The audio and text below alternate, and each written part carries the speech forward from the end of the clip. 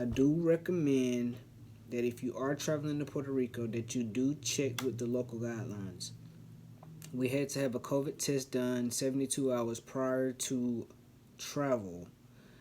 As well, if you go to the local Puerto Rico site, you do want to download and put in all your information from your COVID test, stating whether it was negative, and your name, your address, so forth and so forth. When you do this, they're going to send you a QR code. And I'm glad that we did do this. But with the QR code, you're able to get yourself scanned in at the airport, which allows for faster movement or access into pretty much getting onto the island once you get off your plane. I will say this: be patient. When we arrived, we probably arrived with another plane, and it was hundreds of people bagged up at the gate waiting to move forward. We had, I know, at least probably a good 10 to 15 minute wait because they only had one person scanning hundreds of people in. So that was an experience in itself. I don't know, maybe somebody went to lunch, but hopefully they've corrected that issue and kind of gotten that taken care of prior to your arrival. But we did have a little bit of a wait, just waiting to get everything rolling as far as getting our exit from the airport. So just be aware of that. I think a lot of people didn't know about having to have their information put in on the site to get the QR code, so it caused a little of a backup and delay and rerouting for a lot of people. So just be aware of that if you are about to travel to Puerto Rico. Now, in the future, this could change as things are constantly changing in the world we live in. But as of right now, that is the process. I appreciate you guys for watching. Exposing your nose, you keep your mouth covered with it in case you need to cough or anything, okay? Oh Lord, she ain't gonna make you cough. She said in case I need to cough, girl. You ready? Mm-hmm.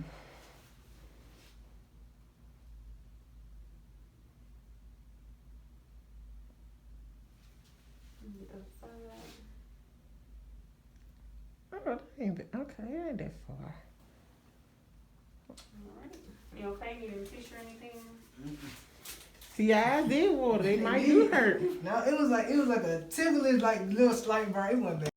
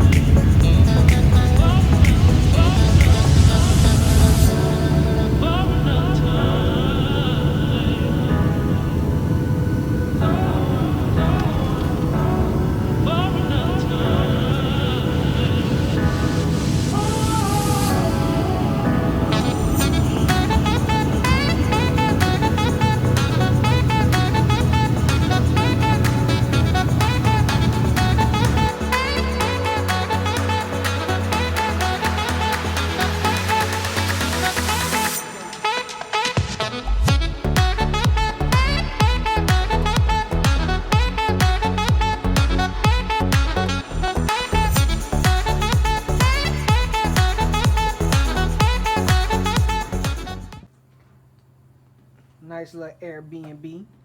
I don't know if we in the hood or not, but that's okay. You know, it's quaint. Excuse the luggage.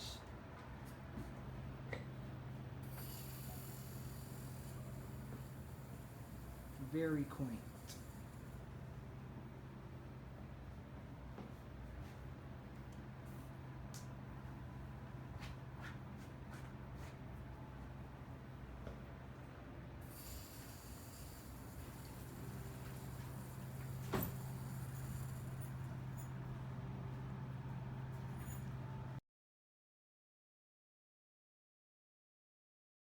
So, you guys, the first restaurant we decided to try while in San Juan was Paula Escanes. Hope I'm pronouncing that right.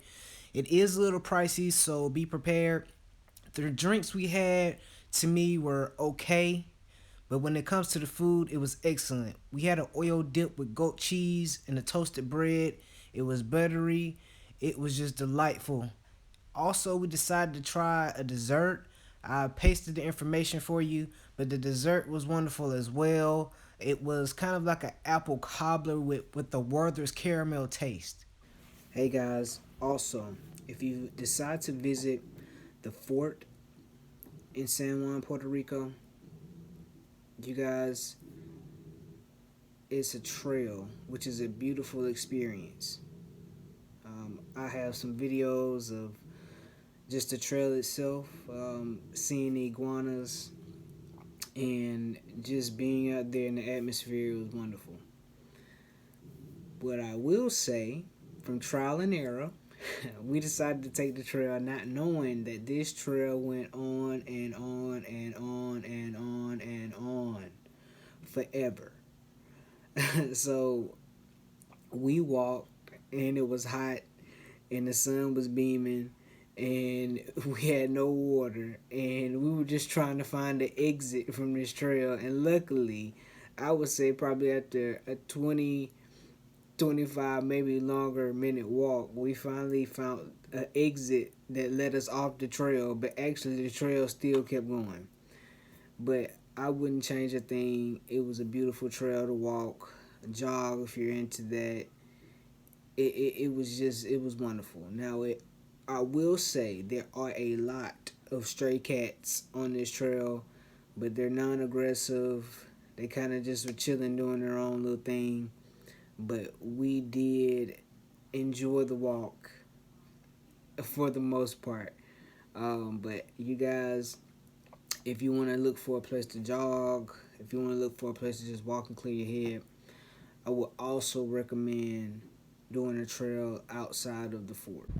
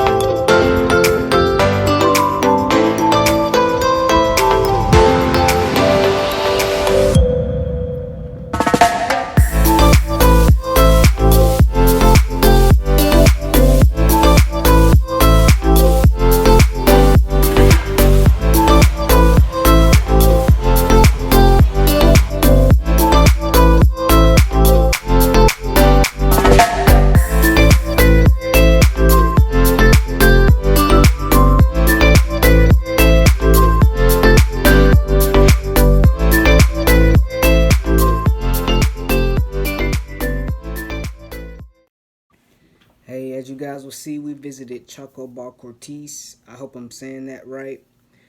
And pretty much is one of those spots where I think a lot of tourists and people flock to for the different experience. I actually had the chocolate grilled cheese, which was unique, and it was actually pretty good. I also had the chocolate old fashioned, and this spot kind of just specializes in a different twist with pairing chocolate with different things. And I will say that I did enjoy the experience. We did have a 15 to 20 minute wait, so if you are expecting to go and try that different experience, I would suggest, kind of expecting to kind of wait a little bit, I actually went one day and it was a 30-minute wait, so I decided to come back and try it again and was able to get in fairly quickly. As you know, because of COVID, everybody's kind of doing the space and kind of keeping everybody separate, so you have to allow for that. So you guys just still be aware that you are going to wait at a lot of these restaurants. And even so, when you do get seated at a lot of restaurants, there's still a wait, even just waiting for your food. But I will say, I think, hey, if you're a chocolate lover, give it a try.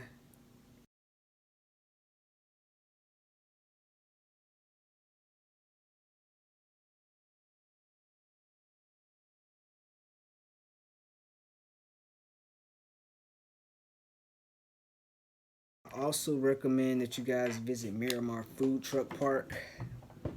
This food truck park was probably one of the best food experiences that I had while in San Juan. Food was hot, it was fresh, good flavor, good taste. It was just an all around good, dope experience. We were able to just kind of chill out and hang with the locals and enjoy some great food. We actually ate from two food trucks. We had a mac and cheese hamburger, which was pretty dope. It was falling apart, so we actually ended up eating most of it with a fork, but it was great. We also ate at authentic Puerto Rican food truck. I'm not gonna even try to pronounce the name because I don't want to butcher it. But I actually have a video review and pictures of that. Guys, it was just wonderful. We had some Asian ribs, and my God, mine was blown. They had kind of a little dope bar food truck as well, and I actually love good Moscow Mule. Anybody knows me knows I love a Moscow Mule. They had a passion fruit mule, which was great. Guys, I'm telling you, it was flavorful. I got my ginger beer taste. Nothing was lacking. It was well worth it. I really truly enjoyed the experience there. So if you guys get a chance to swing by, hey, you don't want to miss it. So hey, once you see the food, you'll see why.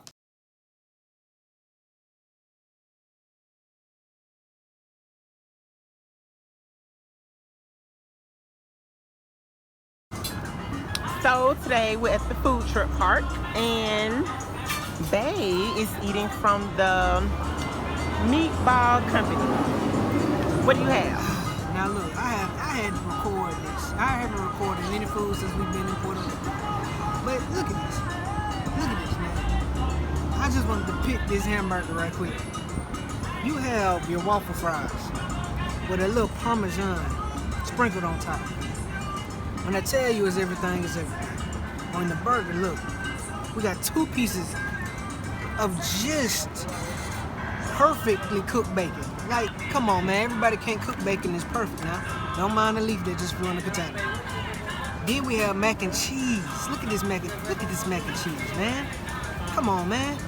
Look at the bun, perfectly toasted. The meat. This is fresh meat, fresh ground beef, medium well. You see the do you see the juices coming out of it?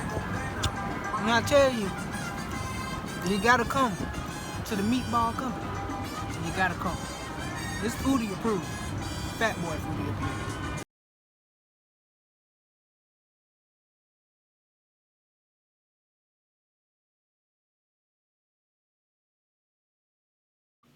So guys, I highly recommend that you guys book Learning to Snorkel with Fish and Turtles with Haley. We booked through Airbnb. I'll find her information and insert it in the clip. But it was a wonderful experience.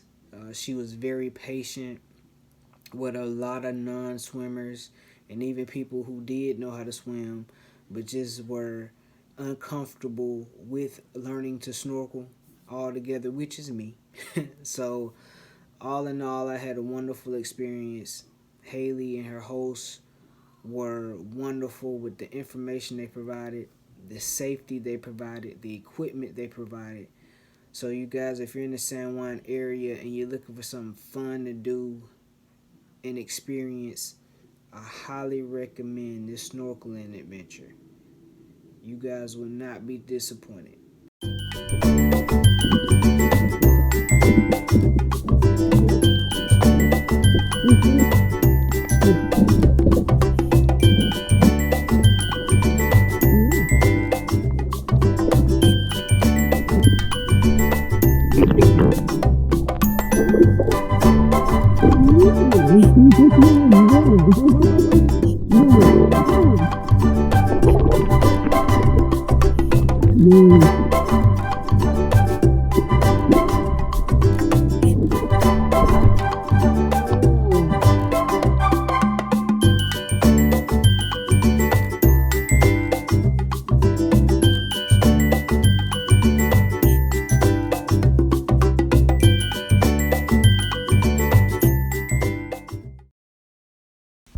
Yo, you guys, wanted to throw in some joints we checked out. Gotta check out Pinky's for a great breakfast and some huge pancakes. Also, Kudos Donut Shop in Condado. It was great. I'm a sweets connoisseur, so I really enjoyed these donuts. The next spot we checked out was a seafood joint, and I was actually able to go in and pick out my own red snapper and have it fried. Guys, you got to give them a try if you're in that area of Condado as well. On our first night, we had a pizza that we actually ended up having personalized to our liking.